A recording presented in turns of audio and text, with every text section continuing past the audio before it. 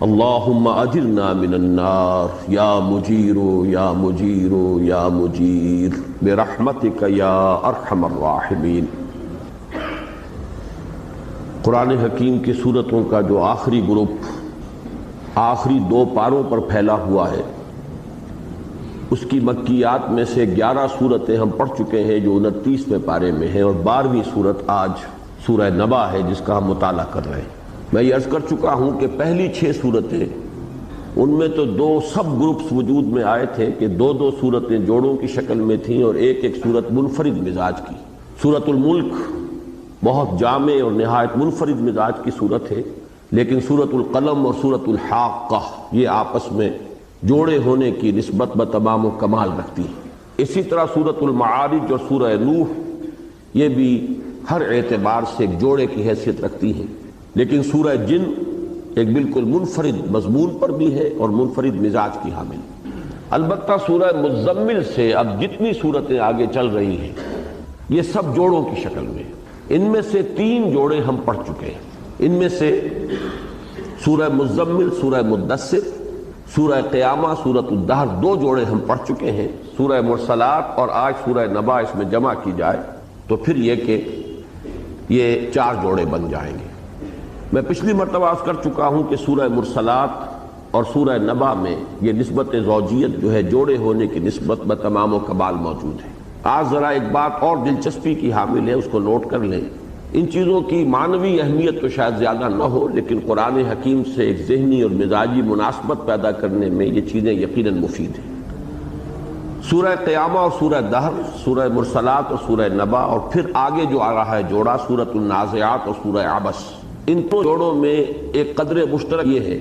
کہ ہر جوڑے کی پہلی صورت میں قسمیں، لا اقسم بیوم القیامہ ولا اقسم بالنفس اللوامہ۔ پھر سورہ دہر جو ہے وہ بغیر کسی تمہید کے، بغیر کسی قسم کے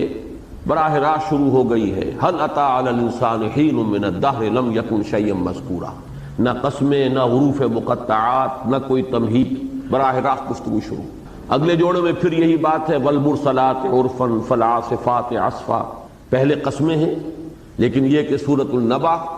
یہ بھی بغیر کسی حروف مقطعات کے، بغیر قسموں کے، براہ راست عما یتساءلون عن النبأ العظیم الذی هم فیہ مختلفون۔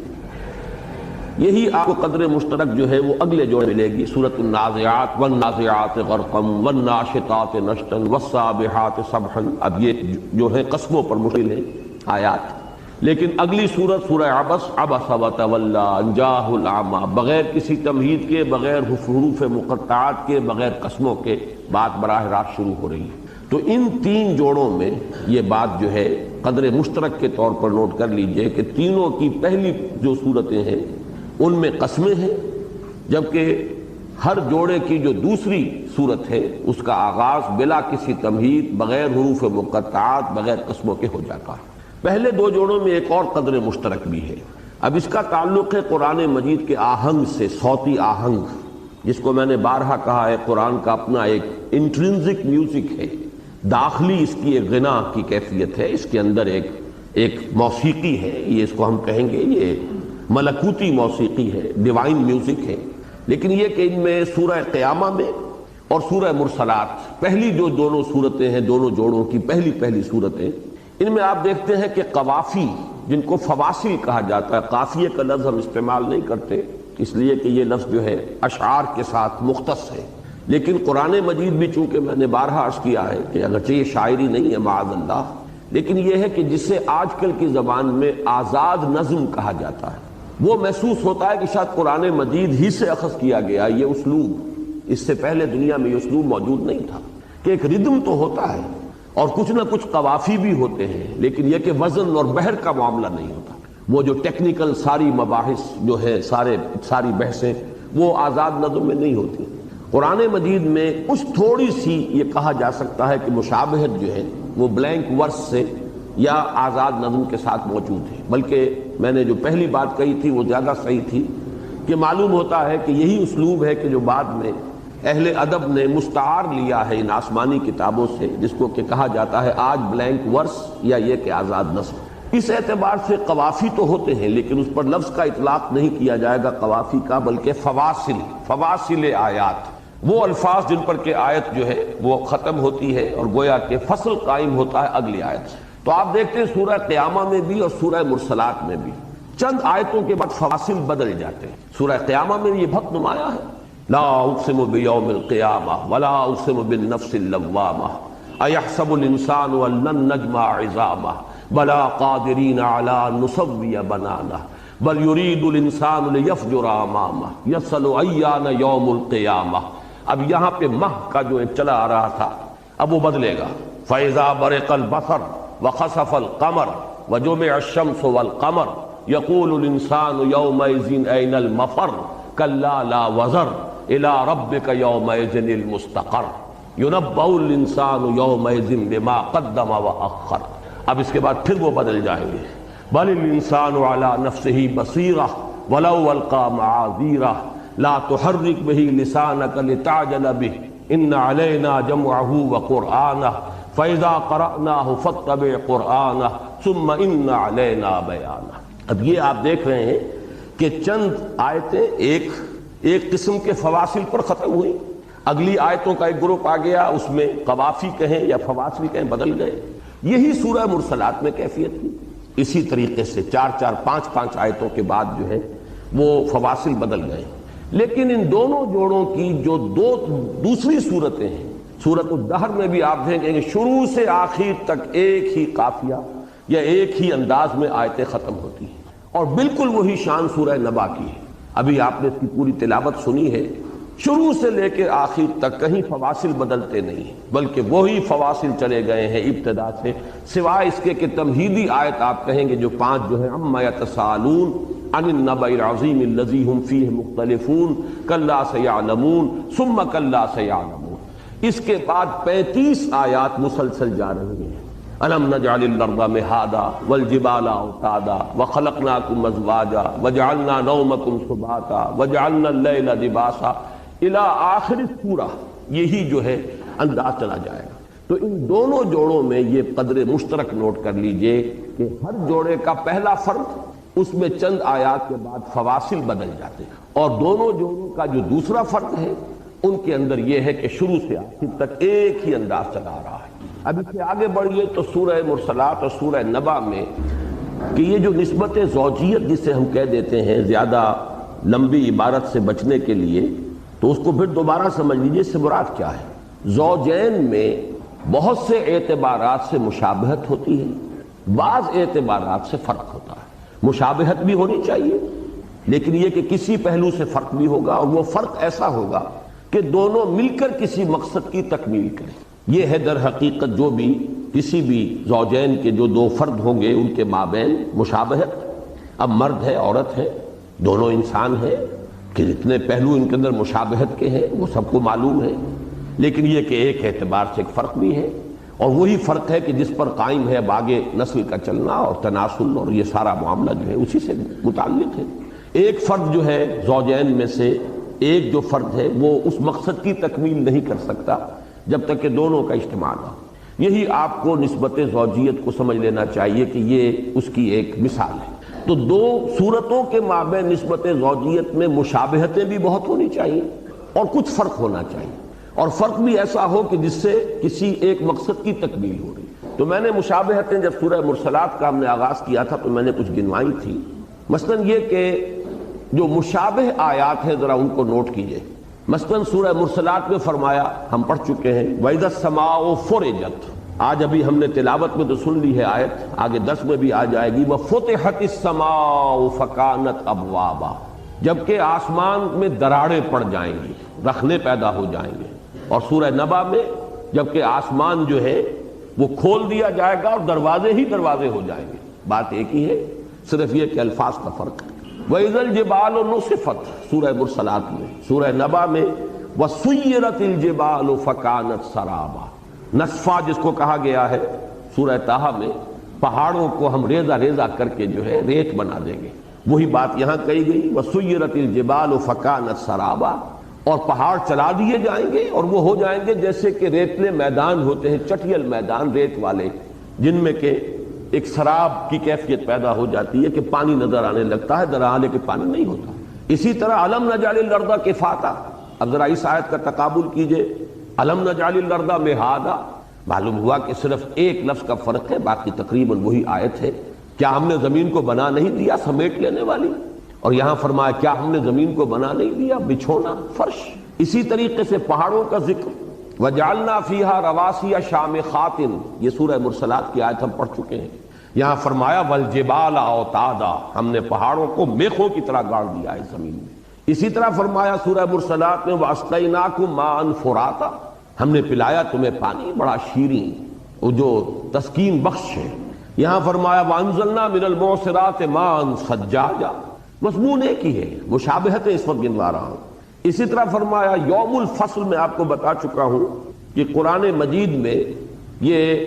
انہی صورتوں میں آیا ہے، 3 مرتبہ آیا ہے اس سورہ مرسلات میں کہ یوم الفصل، وما ادراک یوم الفصل، ھذا یوم الفصل، اور اسی طریقے سے یہ لفظ آیا یوم الفصل سورہ نبا کے اندر، ان یوم الفصل کان میقاتا۔ سورہ مرسلات میں فرمایا تھا وَإِذَا الرُّسُلُ أُقِّتَتْ لِأَيِّ یوم أُجِّلَتْ، یہاں فرمایا ان یوم الفصل کان میقاتا، اجلت، جس کا ایک اجل معین تھا، جس کا وقت جو ہے طے تھا، اور اسی کو قیامت کے لیے فرمایا کان میقاتا، اس کا ایک وقت جو ہے وہ معین تھا اور معین ہے، اس معین وقت پر وہ آ کر رہے ہیں۔ سورہ مرسلات میں ہم پڑھ چکے ہیں ھذا یوم لا ینطقون ولا یؤذن لهم فیعتذرون، وہ مضمون سورہ نبا میں آئے گا لا یملکون منہ خطابا یوم یقوم الروح والملائکۃ صفا لا یتکلمون، فرشتے تک بولنے کی جرت نہیں کریں گے اور انہیں اختیار حاصل نہیں ہوگا، تو ظاہر بات ہے کہ مجرموں کی زبانیں تو گنگ ہوں گی۔ یہ اب مشابہت کے مضامین تھے جو میں نے آپ کے سامنے رکھے۔ ایک چیز اور نوٹ کرنے کی ہے کہ ایک اسلوب ہے جس کو کہا جاتا ہے استفہام تقریری، بظاہر سوال ہے لیکن اصل میں سوال نہیں ہوتا، کسی چیز کی تاکید کے لیے صرف اسلوب سوال کا اختیار کیا جاتا ہے، جیسے کہ سورہ مرسلات میں 3 دفعہ آیا ہے الم نہلک الاولین، الم نخلقکم من ماء مہین، الم نجعل الارض کفاتا، اور بالکل یہی اسلوب ہے جس سے کہ سورہ نبا اب شروع ہو رہی ہے، اور اس میں چونکہ وہ مضمون بڑی تفصیل سے چلے گا الم نجعل الارض مہادا، تو جو نسبت و تناسب ہے 3 مرتبہ علم سے سوال شروع ہوا ہے سورہ مرسلات میں اور 1 مرتبہ سورہ نبا میں۔ 3 مرتبہ سورہ مرسلات میں یوم الفصل کی ترکیب آئی ہے اور 1 مرتبہ جو ہے وہ سورہ نبا میں آئی۔ یہ چیزیں وہ ہیں کہ جن سے ایک مناسبت قائم ہو رہی ہے ذہن کے اندر کہ واقعتاً ان میں بڑی گہری مشابہت ہے۔ البتہ فرق کیا ہے؟ دیکھیے 2 چیزیں ہیں، ایک ہے جلالی انداز، ایک ہے جمالی انداز۔ ایک ہے جس میں بشارت کا پہلو زیادہ ہوتا ہے، ایک وہ ہے جس میں انذار کا پہلو غالب ہے۔ ویسے تو یہ تمام صورتیں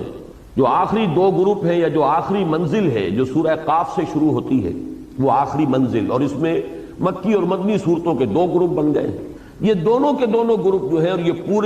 پورا جو حزب ہے یا پوری منزل، اس کا مرکزی مضمون انذار ہے۔ انذار تو سب میں یوں سمجھیے کہ رچا بسا ہوا ہے، لیکن اس انذار کے ساتھ بھی کہیں کہیں رنگ جو ہے اس میں فرق پیدا ہو جاتا، کہیں بہت گہرا انذار ہے، بڑے جلالی انداز میں ہے، اس میں گرفت کا انداز، زجر کا انداز، ملامت کا انداز، ڈانٹ ڈپٹ کا انداز بہت نمایاں ہے، لیکن یہ کہ کہیں اس کے اندر بشارت کا پہلو ذرا زیادہ نمایاں کر دیا گیا ہے۔ چنانچہ آپ یہ دیکھیں گے کہ سورہ مرسلات کا انداز بڑا جلالی ہے، بار بار اللہ تعالیٰ نے اپنی خلاقی، اپنی قدرت، پھر سابقہ قوموں کی ہلاکت کا تذکرہ جو کہ سورہ نبا میں بالکل نہیں ہے، اس طریقے سے ایک فرق قائم ہو رہا ہے۔ پھر سورہ مرسلات میں ہم نے دیکھا تھا کہ اہل جنت کا اگرچہ ذکر ہے لیکن اختصار کے ساتھ ہے، جنت کی نعمتوں میں سے بھی صرف اکل و شرب کی جو نعمتیں ان کا تذکرہ ہے۔ سورہ نبا میں ہم اس کے برعکس دیکھیں گے کہ ذرا تفصیل آئی ہے، اور صرف اکل و شرب کی چیزیں نہیں بلکہ انسان کی جو مرغوبات دوسری ہیں ان کا بھی تذکرہ موجود ہے۔ اس اعتبار سے یہ انذار اور تبشیر کے پہلو سے ان دونوں کے اندر قدر فرق ہے۔ سورہ مرسلات کا انداز بہت گہرا ہے، انذار والا، اور اس میں زجر ہے، ڈانٹ ہے، ڈپٹ ہے، جھنجھوڑنے کا انداز ہے، ملامت ہے، جبکہ سورہ نبا میں آپ دیکھیں گے کہ ربوبیت کے جو شواہد ہیں ان کو زیادہ نمایاں کیا گیا ہے، اپنے احسانات کا تذکرہ زیادہ ہے، جس سے جذبہ شکر ابھرے انسان کے اندر، تشکر اور ایک محبت کا جذبہ پروردگار کے ساتھ ابھرے۔ وہ چیز وہاں بھی ہے لیکن یہاں زیادہ نمایاں ہے، میں صرف فرق بیان کر رہا ہوں، درجوں کا فرق ہے۔ اور جنت کا اور اہل جنت کا تذکرہ جو ہے وہ سورہ مرسلات کی نسبت سے زیادہ ہے۔ تو یہ چند فرق ہیں کہ جو نسبت زوجیت کو واضح کرنے کے لیے۔ ایک اور چیز ہے، یہ ذرا ویسے تو غیر اہم ہے، لیکن جیسا کہ میں نے عرض کیا یہ چیزیں دلچسپی کی حامل ہیں، اور ان کے حوالے سے بہت سی چیزیں ذہنوں میں انسان کے وہ برقرار رہتی ہیں، مستحضر رہتی ہیں۔ قرآن مجید کی بعض اور صورتوں میں بھی آپ کو یہ شے نظر آئے گی کہ بالکل جیسے کہ برابر کی صورتیں ہیں، مثلا سورہ جمعہ ہے اور سورہ منافقون ہے، دونوں دو رکوعوں پر مشتمل، دونوں کی 11 آیات، دونوں میں پہلا رکوع 8 آیات پر مشتمل، دونوں کا دوسرا رکوع 3 آیات پر مشتمل، بڑی گہری مشابہت۔ بلکہ سورہ نبا میں ایک لفظ آ رہا ہے اترابا، ہم سن، تو یہ ہم سن ہونے کا ایک انداز ہے کہ قرآن مجید کی بعض صورتوں میں ہے۔ اسی طریقے سے سورہ کہف اور سورہ بنی اسرائیل، آپ کو معلوم ہے دونوں کے 12 رکوع ہیں، اور صرف ایک آیت کا فرق ہے، 111 آیتیں ہیں سورہ بنی اسرائیل کی، 110 آیتیں سورہ کہف کی، وہ آپ کو نسبت یہاں بھی نظر آئے گی۔ 50 آیتیں ہیں سورہ مرسلات کی، 40 آیتیں ہیں سورہ نبا کی، لیکن دونوں کا دوسرا رکوع جو ہے، جو کہ متقین کے ذکر سے شروع ہوتا ہے، ان المتقین فی ظلال وعیون وفواکہ مما یشتہون، اور سورہ نبا کا دوسرا رکوع ان للمتقین مفازا حدائق واعنابا وکواعب اترابا۔ تو دونوں کے جو دوسرے رکوع ہیں ان کا انداز بھی بالکل ایک جیسا ہے، اور دونوں رکوع جو ہے 10 آیات پر ٹھیک مساوی تعداد ہے دونوں رکوعوں کی، جو سورہ مرسلات کا دوسرا رکوع اور سورہ نبا کا دوسرا رکوع۔ بس اب اس تمہید کے ساتھ آئیے ہم شروع کرتے ہیں۔ عما یتسالون، یہ عما ایک لفظ بن گیا ہے، اصل میں اس میں 2 الفاظ شامل ہیں، عن حرف جار ہے، ما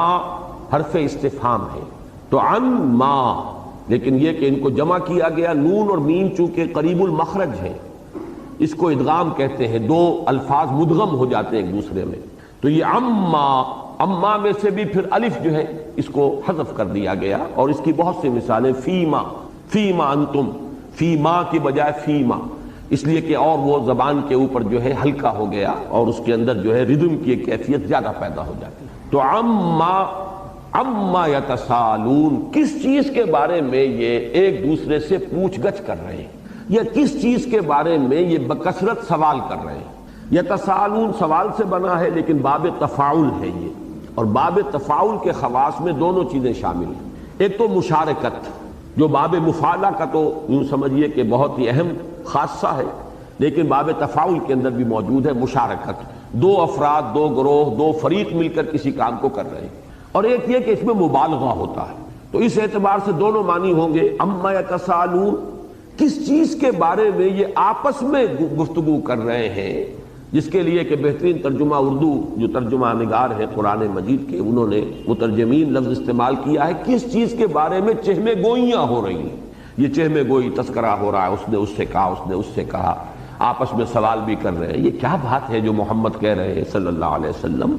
یہ تو بڑی انہونی سی بات نظر آ رہی ہے، یہ تو کوئی سمجھ میں آنے والی بات نہیں ہے، یہ ہم نے کبھی سنی نہیں، ما سمعنا فی آبائنا الاولین، ما سمعنا بہا فی آبائنا الاولین، غالباً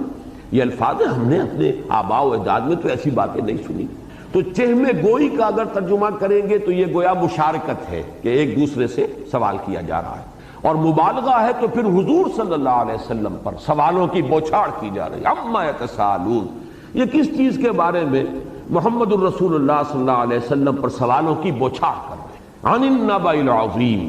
اس آیت کے بارے میں بھی 2 آراء ہیں، ایک تو یہ کہ یہ در حقیقت بدل ہے اسی کا، اور ایک یہ ہے کہ یہاں بھی حرف استفہام محذوف ہے، عن النبأ العظیم، کیا یہ اس بڑی خبر کے بارے میں پوچھ رہے ہیں؟ یہ ایک رائے ہے، اور خاصی قوی رائے ہے، اگرچہ یہ کہ اس پر تو پھر نحو کے اعتبار سے بڑی بحث کرنی پڑے گی، لیکن یہ بھی ہے کہ گویا کہ اسی کا عما یتسالون کا جواب دیا جا رہا ہے عن النبأ العظیم، یہ ایک دوسرے سے جو سوال کر رہے ہیں، چہمے گوئیاں کر رہے ہیں، یا محمد الرسول اللہ صلی اللہ علیہ وسلم پر جو سوالوں کے تیر چلا رہے ہیں یا بوچھاڑ کر رہے ہیں، یہ اس بڑی خبر کے بارے میں۔ اب اس بڑی خبر کے بارے میں اکثر مفسرین کا تو اجماع ہے کہ اس سے مراد ہے بعث بعد الموت، قیامت، جزا و سزا، یعنی جس کو ہم ایک لفظ میں کہتے ہیں ایمان بالآخرہ، لیکن یہ کہ مفسرین کی اور آراء بھی ہیں، قرآن مجید بھی اس سے مراد لیا گیا ہے، اور حضور صلی اللہ علیہ وسلم کی رسالت اس سے مراد لی گئی ہے کہ یہ بھی بڑی انہونی سی بات تھی ان کے لیے کہ کسی پر آسمان سے پیغام آ رہے ہیں اور کائنات کا جو خالق و مالک ہے اس نے اسے اپنا نمائندہ بنایا ہے، اس کے پاس اس کے پیغامات، اس کی طرف سے وحی آ رہی ہے۔ لیکن یہ ہے کہ یہ دونوں چیزیں جو ہیں یہ بہت کم رائے ہیں اس کی، اصل یہی ہے۔ اور جیسا کہ میں عرض کر چکا ہوں، چونکہ یہ آخری وہ صورتیں ہیں، انذار ہی ان کا مرکزی مضمون ہے، اہم ترین مضمون ہے، اور انذار کا تعلق جو ہے وہ آخرت سے۔ اور یہ نوٹ کر لیجئے کہ اگرچہ ویسے تو ہم یہ کہتے ہیں کہ ہمارے دین کی جو فکری اساسات ہیں وہ تین ہیں، تین میں اہم ترین توحید ہے، پھر یہ کہ معاد ہے اور پھر رسالت ہے، لیکن حقیقت یہ ہے کہ اگر ہم ترتیب زمانی کو پیش نظر رکھیں تو سب سے پہلی جو چیز محمد الرسول اللہ صلی اللہ علیہ وسلم نے نمایاں طور پر بیان کی ہے وہ آخرت ہے، انذار، قم فانذر، کھڑے ہو جاؤ اور خبردار کرو۔ اس لیے کہ ابتدائی صورتوں میں آپ کو توحید کا مضمون اتنی تفصیل سے نہیں ملتا، جو چونکانے والی شے تھی، جو لوگوں کو بیدار کرنے والی چیز تھی، جس سے کہ لوگ ہوش میں آئے، سوچیں، گفتگو شروع ہو جائے، چلیے چیمے گوئی ہو جائے، چرچا تو ہوگا اس سے، وہ یہی تھا قیامت آئے گی، تم دوبارہ اٹھائے جاؤ گے، تمہیں اپنے رب کے حضور میں حاضر ہونا ہوگا، محاسبے کے لیے کھڑے ہونا ہوگا پروردگار کی عدالت میں، پھر تمہیں اپنے تمام اعمال کی جواب دہی کرنی ہوگی۔ مجھے وہ خطبہ یاد آ رہا ہے جو میرا کتاب چاہے دعوت اللہ اس میں نقل کیا ہے، کہ وہ خطبہ بھی خود بتا رہا ہے کہ اس میں سب سے زیادہ تفصیل جو ہے وہ آخرت کے بارے میں۔ تو واللہ لتموتن کما تنامون، خدا کی قسم تم سب پر موت وارد ہو کر رہے گی جیسے کہ تم روزانہ رات کو سو جاتے ہو۔ ثم لتبعثن کما تستيقظون، پھر تمہیں لازماً اٹھا لیا جائے گا جیسے روزانہ صبح کو بیدار ہو جاتے ہیں۔ ثم لتحسبن بما تعملون، پھر تمہارا حساب لیا جائے گا جو کچھ کے عمل تم کر رہے ہو۔ ثم لتجزون بالاحسان احسانا وبالسوء سوءا، پھر تمہیں بدلہ مل کر رہے گا، بھلائی کا بھلا بدلہ، برائی کی بری سزا۔ وَإِنَّهَا لَجَنَّةٌ أَبَدًا أَوْ لَنَارٌ أَبَدًا، اور یہ تو پھر جنت ہے ہمیشہ ہمیش کے لیے، اور یا پھر آگ ہے ہمیشہ ہمیش۔ یہ ہے اصل میں سب سے بڑی وہ بات جس کے بارے میں حال ہی کا وہ شعر میں سمجھتا ہوں کہ صحیح تعبیر کرتا ہے، کہ جس سے کہ ایک چہمے گوئی پیدا ہوئی، چرچا ہوا، یہ کیا بات کہہ رہے ہیں، یہ تو انہونی سی بات ہے، سمجھ میں نہیں آتا۔ لہذا اس کے لیے وہ شعر جو ہے حال ہی کا کہ وہ بجلی کا کڑکا تھا یا صوت ہادی، عرب کی زمین جس نے ساری ہلا دی۔ تو وہ انذار، چونکانا، نیند کے باتوں کو بیدار کرنا، ہوشیار کرنا، در حقیقت اس میں اہم ترین شے جو ہے وہی ایمان بالآخرہ ہے۔ چنانچہ یہ نقطہ بڑا اہم ہے کہ آپ دیکھیے کہ یہ جو صورتیں ہیں ان میں توحید کا مضمون بھی آپ کو دبا ہوا ملے گا۔ جو مضمون نمایاں ہے وہ ہے آخرت، قیامت، جزا و سزا، جنت و دوزخ۔ بلکہ ان صورتوں میں تو آپ کو رسالت کا ذکر بھی بہت کم ملے گا، رسالت کا تذکرہ بھی بعد میں شروع ہوا ہے، وہ کنٹروورسل رسالت کے بارے میں بھی بات کی ہے۔ جو اصل شے ہے وہ در حقیقت یہ ہے کہ یہ خبر دے رہے ہیں محمد صلی اللہ علیہ وسلم، اس کے بارے میں چیمے گوئی، عما یتساءلون عن النبأ العظیم الذی ہم فیہ مختلفون، جس کے بارے میں کہ ان میں اختلاف پیدا ہو گیا ہے، جس کے بارے میں وہ مختلف آراء کے حامل ہیں۔ اور اختلاف جو ہے اس کے دونوں معنی ذہن میں رکھیے، ایک اس کے معنی ہے اختلاف رائے، آپ کی کچھ رائے اور ہے، میری رائے کچھ اور ہے۔ ایک اختلاف ہوتا تضاد، جیسا کہ قرآن مجید کے بارے میں فرمایا گیا ہے کہ یہ غور نہیں کرتے۔ اگر قرآن جو ہے اللہ کے سوا کسی اور کا کلام ہوتا، کسی انسان کی تصنیف ہوتی، لوجدوا فیہ اختلافا کثیرا، تو وہ اس میں بڑا اختلاف پاتے ہیں۔ اب یہاں اختلاف جو ہے وہ ظاہر بات ہے کہ اس کے معنی جو ہے وہ اختلاف رائے نہیں ہے بلکہ تضاد۔ تو در حقیقت آخرت کے بارے میں اختلاف بھی تھا اور تضاد بھی تھا، اور اس کے ضمن میں نے بارہا عرض کیا ہے کہ آخرت کے بارے میں اس وقت کے معاشرے میں بھی